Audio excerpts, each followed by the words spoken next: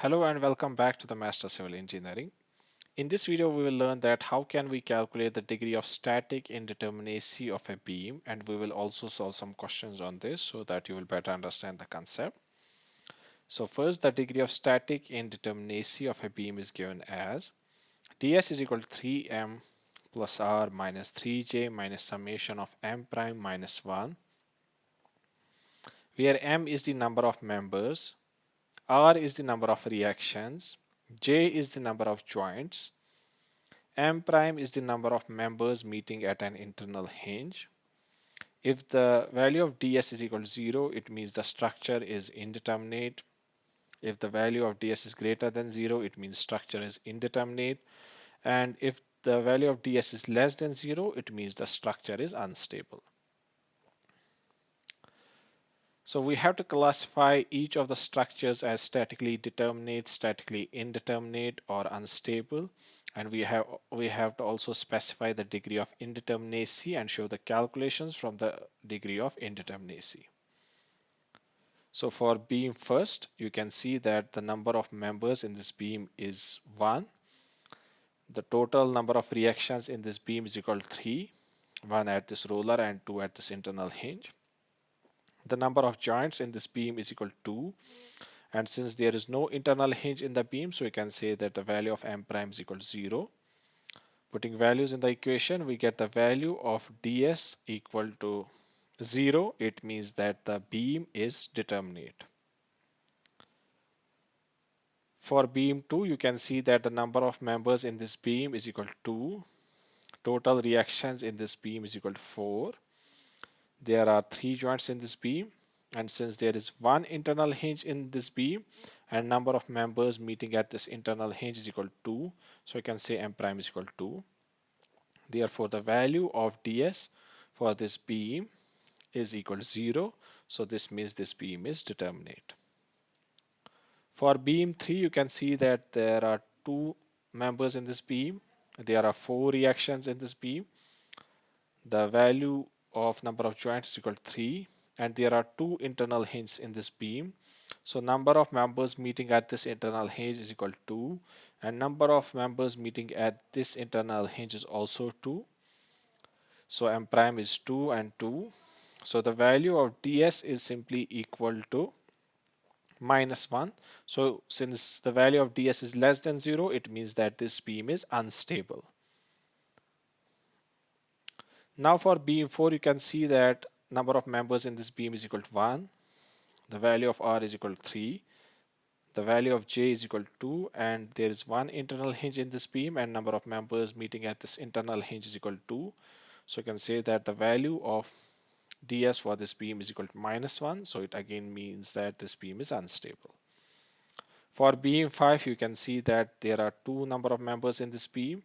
There are 4 reactions, 3 joints, and one internal hinge at the top of this roller, and number of members meeting at this internal hinge is equal to 2. So you can say that the value of ds for this beam is simply equal to 0, or you can say that beam is determinate. For beam 6, you can see that we have 2 members in this beam, 5 reactions and 3 joints and one internal hinge. So number of members meeting at this internal hinge is again 2. So m prime is equal to 2. So the value of ds for this beam is simply equal to 1. So you can say that this beam is indeterminate up to 1 degree. For beam 7, the number of members in this beam is equal to 1. There are 5 reactions, 2 joints and one internal hinge. So the value of m prime will be again equal to 2. So the value of ds in this beam is 1. So you can say that this beam is indeterminate up to 1 degree.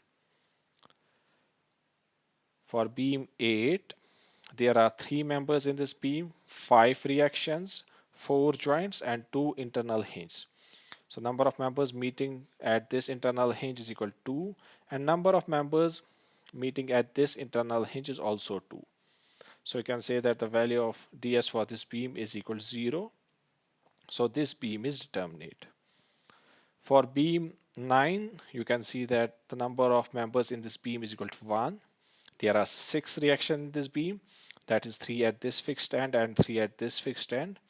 There are 2 joints in this beam, and two internal hinges. So number of members meeting at this internal hinge is equal to 2, and number of members meeting at this internal hinge is also 2. So the value of ds for this beam is equal to 1. So you can say that this beam is indeterminate up to 1 degree. Sometimes the beam can also be unstable if the value of ds is greater than 0 due to improper constraints. So improper constraints can be of two types. First is the concurrent reactions. So reactions in the beam should not be concurrent or meeting at a point. Okay, if the reactions are concurrent or meeting at a point, the beam becomes unstable. You can see in this figure, all the three reactions are meeting at point O. So if you apply a load on this beam, the summation of the movement about O will not be equal to 0. So beam will rotate about point O and become unstable. For this member, this is also unstable since the three reactions are meeting at point B.